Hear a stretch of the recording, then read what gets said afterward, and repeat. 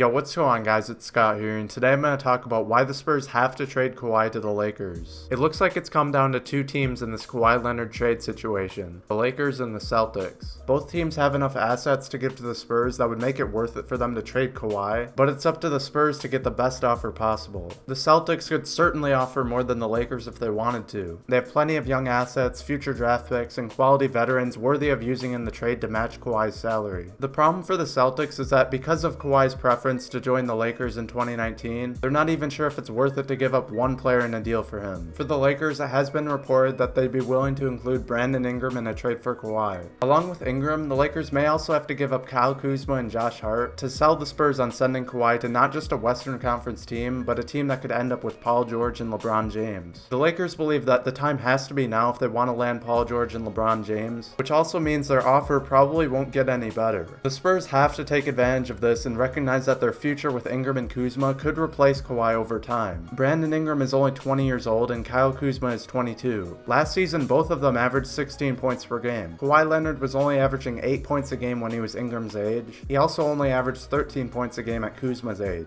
By the time Kawhi Leonard got to his fourth season at 23 years old, that was the first time he was able to average what Ingram and Kuzma each put up last season. Considering that the Lakers could end up getting not just one of them, but both of them, and a Spurs-like role player in Josh Hart, makes this trade almost a no-brainer for the Spurs. Now, of course, it's likely that neither Ingram or Kuzma will end up being as good as Kawhi, but together they could still make an impact with the Spurs immediately. Last season, the Spurs won 47 games and finished 7th in the Western Conference. The Spurs were able to do this with Kawhi only playing 9 games and LaMarcus Aldridge carrying the load pretty much all season. If the Spurs can add Ingram and Kuzma to that team that won 47 games, they should be able to be very competitive next season and potentially the next decade. What often gets overhyped is that the Spurs shouldn't trade Kawhi to the Lakers because they're rivals with them in the West. This kind of approach could hurt the Spurs down the line if that ultimately is the reason they don't trade Kawhi to the Lakers. If the Lakers don't get Kawhi, they're in a way better position than the Spurs in the future. The Spurs recently drafted Lonnie Walker and Chimezie Metu, who both could be nice players in the NBA. The Spurs' best young talent is obviously DeJounte Murray, who made the second team All-Defense last season. Apart from those three, the Spurs collectively are an old team, and Greg Popovich should be set to retire within the next few seasons. If they lose Kawhi Leonard for nothing, or even receive a mediocre package from a team willing to take a risk on his future, they could be stuck at the bottom of the NBA for many years. By trading Kawhi for Ingram, Kuzma, and Hart, they'd be making a play for right now, but also for their future, as they'd have plenty of young talent to build around. By the time the Warriors dynasty is over, and whatever the Lakers roster would look like with Kawhi on it, the Spurs would have a fully developed Ingram and Kuzma to lead their franchise back to the finals. From a Lakers perspective, this is also why they shouldn't trade for Kawhi, or at least not right now. LeBron James is 33, Paul George is 28, and Kawhi Leonard is 27. The three of them as a core, at best, has a 4-year window to chase rings. The Lakers should just try and get LeBron James and Paul George this summer, and see how the Kawhi thing plays out. If Kawhi still wants to be a Laker next summer, then they can try and make room, but right now it would be way too high of a price to pay. I could be wrong, this core 3 could win the next 4 titles, and the Lakers could find steals in the draft to play off of Kawhi when he's in his 30s, but keeping these young players at least gives them options to fall back on. That's all I have for this video, guys. I hope you did enjoy. Make sure you subscribe if you want to see daily Laker content throughout the offseason, and leave a like if you enjoyed, and thanks for watching.